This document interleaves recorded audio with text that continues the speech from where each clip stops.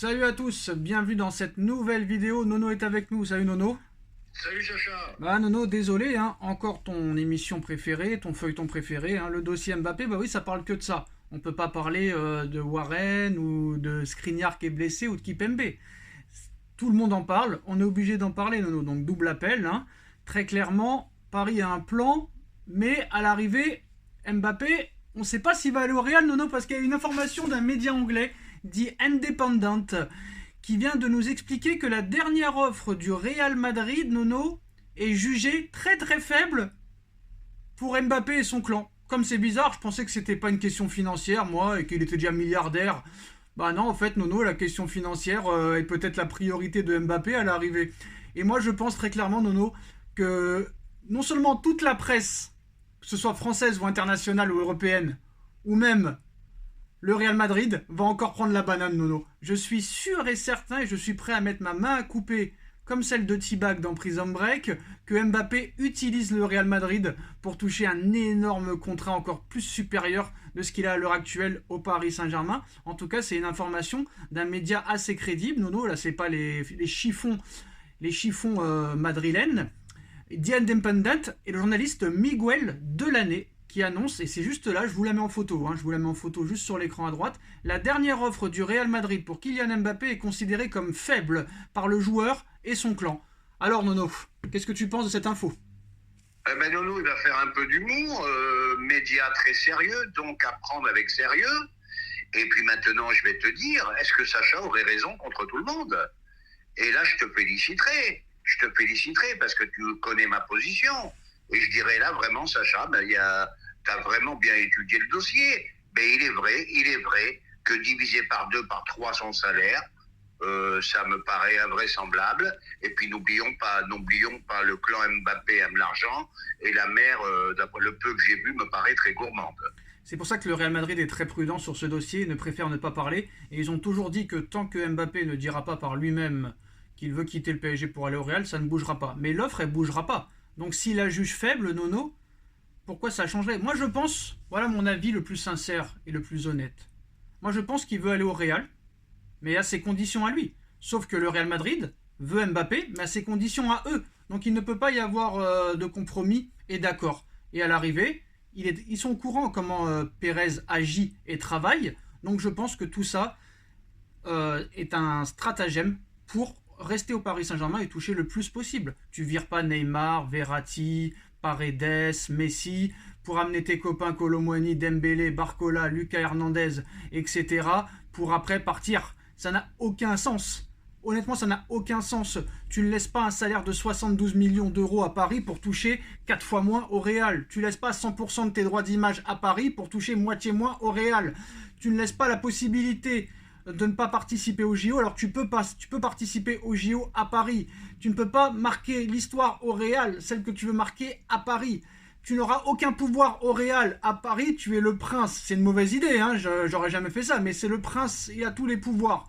Donc à un moment donné, Nono, l'information du média anglais n'a rien d'étonnant. Ils ont juste étudié ce que moi je dis depuis 6 mois. Ah bah oui, en fait, non, ça va être problématique le salaire quand même. Hein. On peut pas diviser son salaire par 4. Donc à un moment donné, il faut arrêter, Nono. Et puis, on est entouré de bandes de footix. Là, on est à mi-saison, Nono. Et les footix sur Twitter sont en train d'essayer de faire un 11 idéal pour l'année prochaine. Tu te rends compte les footix que c'est autour du PSG? Ils sont en train déjà de faire ton 11 idéal pour l'année prochaine, alors que tu es encore qualifié dans toutes les compétitions possibles, Nono. C'est Oui, mais compliqué. c'est tout. Je m'excuse, c'est moi qui vais prendre la parole. C'est tout et n'importe quoi. Hein. Bon, maintenant, au lieu de parler de ballon, ben voilà, on parle de faits divers. Bon, ben moi, je suis surpris. Je croyais que Mbappé était bien conseillé. Et ben, ces conseillers ont l'air de rien comprendre au ballon. Je vais leur dire quand même à ces conseillers que le plus gros salaire du Real Madrid, ça a été un monsieur qui a gagné 5 Ligues des Champions et qui a été Ballon d'Or. Ça dépassait pas les Ouais, mais ils 15 s'en millions foutent, Nono. d'euros. Eux, ils Donc, s'en il ne foutent. fallait pas qu'ils ne croient pas, ces conseillers, que le Real va donner Il les ira pas au 50 et Real, Nono. 60. Nono, il ira pas au Real, tu verras ce que je te dis. Ouais, mais je finis, que ces conseillers ne croient pas qu'il va obtenir 50 ou 60 au Real Il Madrid. ira pas au Real. Pérez ne mettra jamais le Real en danger. Voilà. Bah, la preuve, La preuve avec une autre information qui pourrait aussi aider les gens à comprendre que Mbappé ne divisera pas son salaire par 4. Le Real Madrid est intéressé par Leny Yoro, Nono, et après les blessures qu'il y a en défense centrale de la part de Alaba et de Militao, le Real, comme le PSG, s'est renseigné pour Leny Yoro. Lille leur a dit que c'était 60 millions d'euros. Pérez a jugé ce prix exorbitant. Joueur de 18 ans, Nono. N'oublie pas qu'ils ont dépensé 80 millions pour Tchouaméni, 35 pour Kamavinga. Donc, si pour eux, 60 millions pour un joueur de 18 ans, c'est exorbitant, alors 72 millions par an, c'est plus exorbitant. Là, c'est encore pire que ça. Eh ben, c'est là que tu vois le sérieux du Real de Madrid. Un joueur de 18 ans qui n'a encore rien prouvé, on demande 60 millions. Le Real dit non. Tu vois que là, ils sont sérieux. Paris est capable de dire oui. La grande différence, elle se fait là. C'est pour ça que tu as raison.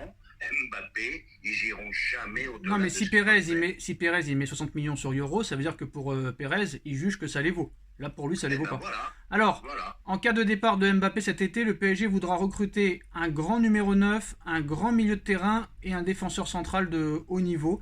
Et la presse a parlé de tout le monde pour remplacer soi-disant Mbappé, Nono. Osimhen, Rashford, Leao, mais il n'y a aucun média, Nono, aucun média, que ce soit français ou étranger, qui ont parlé la possibilité de recruter Haaland. Sachant que Haaland voudrait quitter City et que Haaland a une clause libératoire entre 100 et 150 millions d'euros.